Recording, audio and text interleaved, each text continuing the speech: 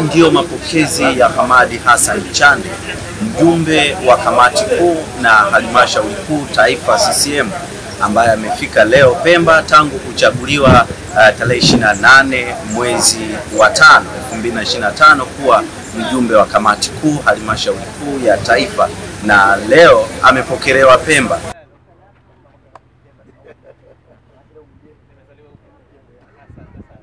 Rasmi ya ujio wako mara baada ya kuteuliwa kuwa mjumbe wetu wa kamati kuu.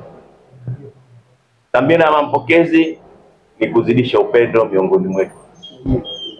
Kwa hivyo karibu sana Pemba, karibu sana nyumbani. Sasa jana niliwaambia waandishi wa habari waliokuwa wakiongea nani kwamba sisi kusini na kaskazini Pemba tutakupa kila aina ya mashirikiano katika kufanikisha jukumu letu hili. Na niliwaambia kupata ni hatua moja kabisa, lakini kutekeleza wajibu ule watu wanaofikiria ni hatua nyingine.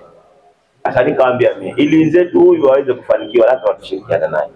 Pemba, Wazanzibari, Watanzania wananielewa.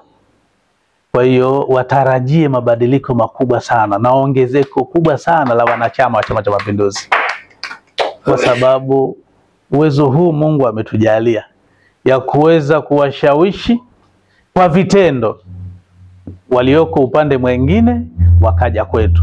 Kwa mabadiliko ambayo yataonekana ya maendeleo, lakini na ya maslahi ya chama chetu, lakini na ongezeko kubwa sana la wanachama wapya na wale ambao watabadilika kutoka kule kuja huko. Kwa hiyo mimi niwaambie tu wanachama wenzangu, tutarajie makubwa sana, kwa sababu heshima hii ambayo ametupatia Mheshimiwa Rais ni heshima kubwa sana, na ni heshima ambayo tumepatiwa wana Pemba, ni heshima ambayo tumepatiwa Wazanzibari, ni heshima ambayo tumepatiwa Watanzania.